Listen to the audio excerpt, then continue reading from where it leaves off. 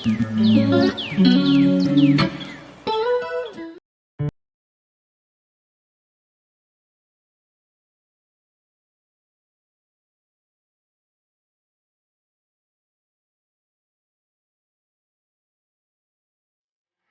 All of you, good morning.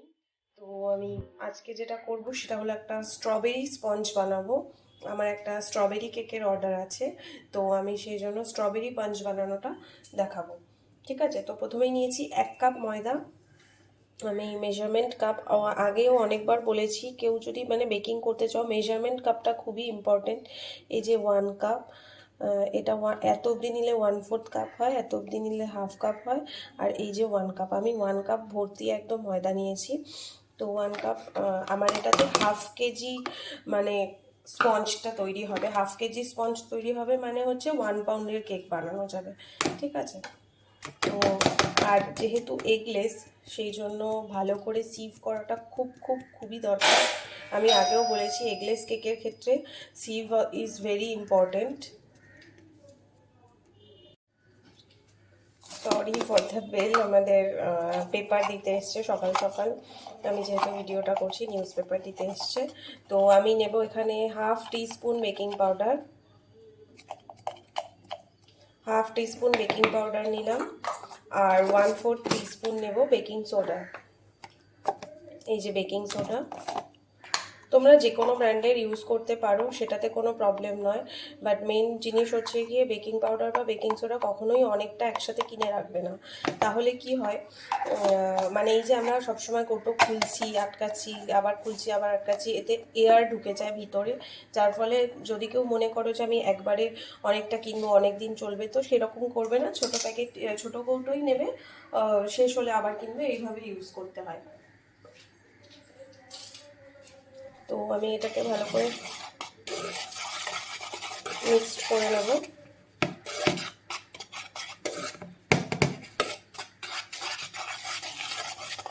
তো dry ইনগ্রিডিয়েন্টসটা আমার mixed হয়ে গেছে, এটাকে আমি আলাদা করে রেখে দেবো।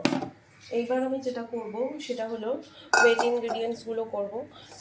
সেটার জন্য আমি কি করব, এই যে আমার 1/2 কাপ ক্যাস্টার সুগার, তোমরা এমনি নর্মাল চিনি মিক্সিতে গুঁড়ো করেও নিতে পারো।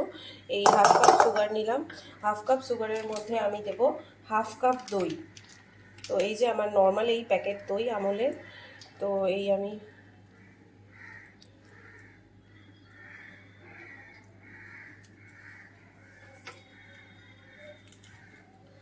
দইটা নিলাম।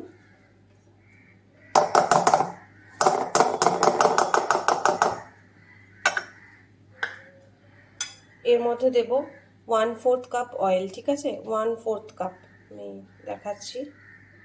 এই যে 1/4 cup oil, normal refined oil, মানে যেটা কোনো স্মেল নেই যেই অয়েলে, সেই অয়েলটা। তো এটাকে একটা ভালো করে একটা গুড মিক্স দিতে হবে।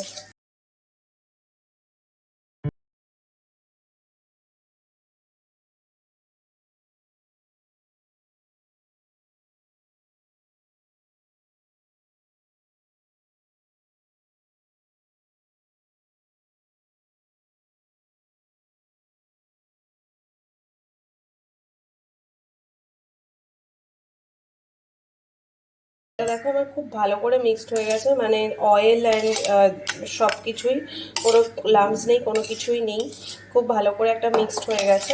তো এর মধ্যে আমি এই ড্রাই ইনগ্রিডিয়েন্টসগুলো অল্প অল্প করে দেব। আর দুধটা আমি এখনো মানে ইয়ে করিনি যে কতটা নেব, দুধটা আমি পরে দেখছি কতটা লাগে। হ্যাঁ, প্রথমে 1/2 কাপ নেব, তারপরে হচ্ছে গিয়ে যদি লাগে আবার ইউজ করব।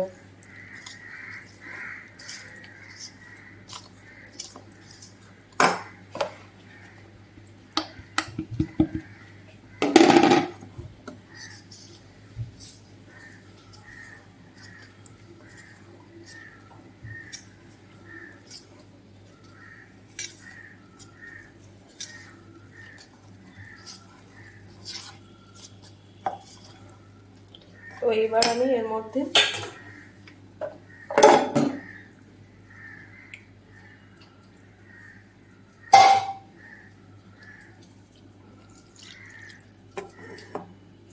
অল্প অল্প করে দুধ মিক্স করব।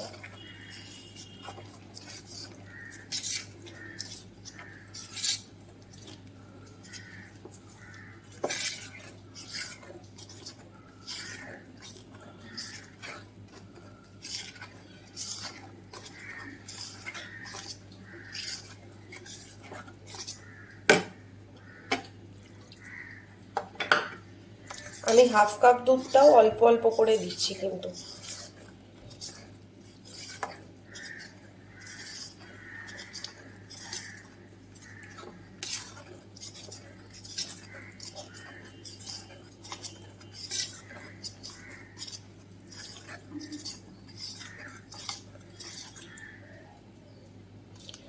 তো আমার ওই কনসিস্টেন্সিটা আসেনি যেটা আমার লাগবে, তো আমার মনে হচ্ছে হাফ কাপ দুধটা আমার খুবই লেগে যাবে।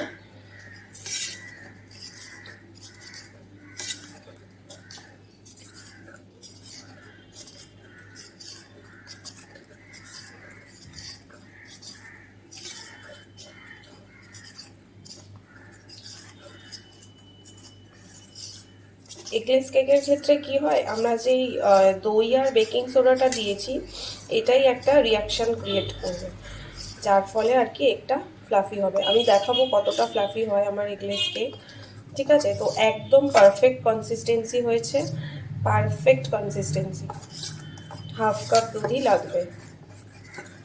তোমরা আমার মতোই এইভাবে দেবে, কারণ অনেক সময় টেম্পারেচার, রুমের টেম্পারেচার, ঠান্ডা গরম এগুলোর উপরেও ডিপেন্ড করে যে ময়দা কতটা ওয়াটার আর কি দুধ ইনটেক করবে। তো আমি এবার এর মধ্যে কি দেবো, যেহেতু আমি স্ট্রবেরি স্পঞ্জ বানাচ্ছি, তো এটা আমার একটা স্ট্রবেরি এসেন্স আছে, তো আমি স্ট্রবেরি এসেন্সটা কয়েক ড্রপ মতন দিয়ে দিচ্ছি। তোমাদের এসেন্সটা যতটা স্ট্রং সেই হিসেবে তোমরা দেবে আর কি। যদি অনেকটা স্ট্রং এসেন্স হয় তাহলে 2-3 ফোঁটা দিলেই হয়ে যাবে। আমার এটা একটু লাইট, সেই জন্য আমি একটু বেশি করেই দিলাম। আর যেহেতু স্ট্রবেরি কেক, তো আমাকে পিঙ্ক কালার তো অ্যাড করতেই হবে।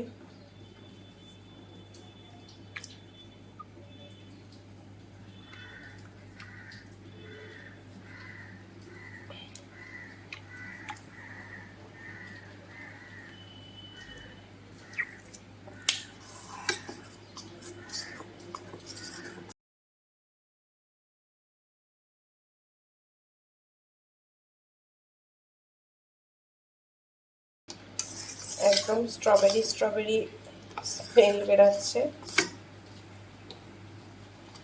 তো যাই হোক, এটা আমার রেডি হয়ে গেছে। এইবার সব থেকে ইম্পর্টেন্ট জিনিস এগলেস কেকের ক্ষেত্রে, সেটা হলো গিয়ে আমি এর মধ্যে দেব 1 টিস্পুন মতন ভিনিগার। এটা আমার হাফ টিস্পুনের মেজারমেন্ট, তো এটা দিলেই হয়ে যাবে।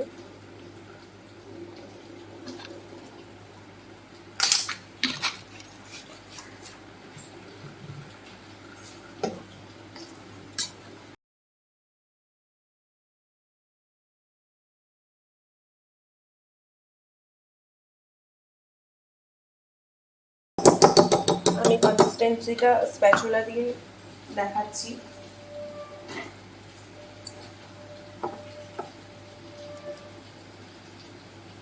দেখো,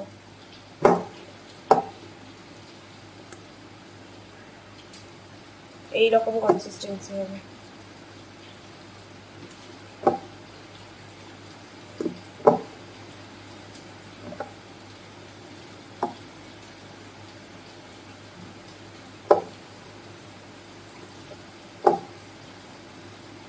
তো আমার এটা রেডি হয়ে গেছে। এবার আমি 6 ইঞ্চ কেক টিন নেব।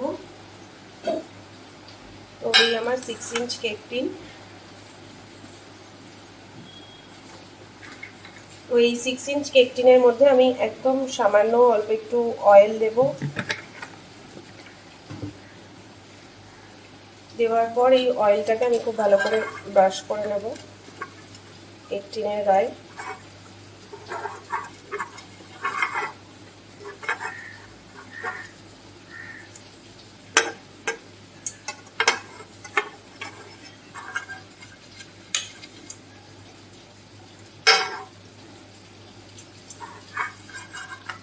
অয়েল ব্রাশ করা হয়ে গেলে আমি এর মধ্যে অল্প একটু গুঁড়ো ময়দা দেব।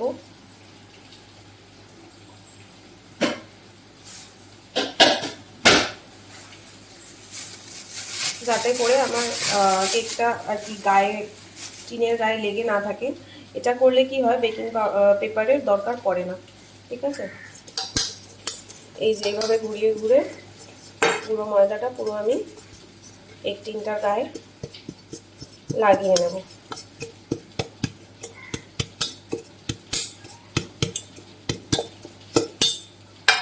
তো এই যে আমার রেডি হয়ে গেছে। এবার আমি কি করব, এই ব্যাটারটাকে এর মধ্যে ঢেলে দেব।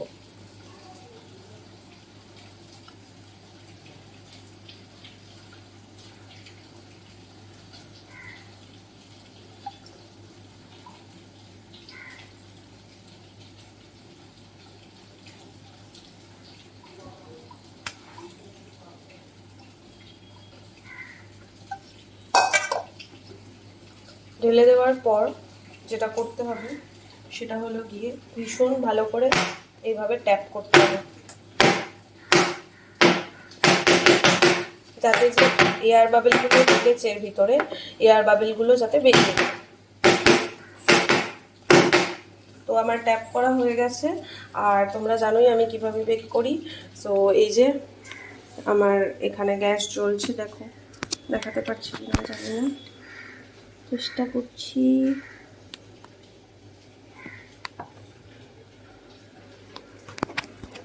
যাই হোক, দেখাতে পারছি না, গ্যাস জ্বলছে। তো আমি প্রিহিট করতে দিয়েছিলাম ওভেন। সো এটার মধ্যে আমি এটা খুবই আস্তে করে এইভাবে বসিয়ে দেব। এই বসিয়ে দিলাম, দিয়ে চাপা দিয়ে দিলাম, দিয়ে আমি ভারী জিনিসটা চাপা দিয়ে দিলাম। 35 মিনিটস পর আমি চেক করব কেকটা হয়েছে কিনা। সো গাইজ, আফটার 25 মিনিটস আমি একবার চেক করেছিলাম, তো তখন দেখেছিলাম হয়নি। তো এখন 35 মিনিটস পর আমি আবার দেখছি এটা হয়ে গেছে। আশা করছি হয়ে যাবে এবার, কারণ তখন একদম অল্প একটু বাকি ছিল।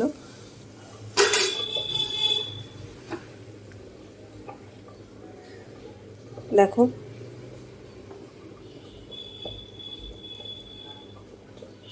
কিছুই কিন্তু লেগে নেই। ফোকাস নিচ্ছে না, আমি বুঝতে পারছি না কেন। যাই হোক, এই যে কিচ্ছু লেগে নেই। সো এটা আমার কিন্তু হয়ে গেছে। গ্যাসটা বন্ধ করে দেব। আর এটা আমি কি করব, মানে ঠান্ডা হয়ে গেলে তো ডিমোল্ড করতে হবে। ঠান্ডা হয়ে যাওয়ার পর আমি এটাকে 3টে টুকরো করে দেখাবো তোমাদেরকে আবার। ওকে, এই যে আমি 3টে লেয়ার কাট করেছি, খুবই সুন্দর কালার এসছে অ্যান্ড ফ্লাফিও। এই যে কত সুন্দর হয়েছে, মানে এতটাই নরম যে ভেঙে যাচ্ছে। আর হালকা গরমও আছে, তো গরম কাট করতে নেই, বাট আমার যেহেতু তাড়া আছে আমি ওই জন্য করে নিয়েছি। তো এই যে এরকম হয়েছে, খুবই সুন্দর দেখতে। তোমরা সবাই ট্রাই করো, আমাকে জানিও কেমন লাগলো কমেন্টসে। ওকে, চলো, টাটা, বাই।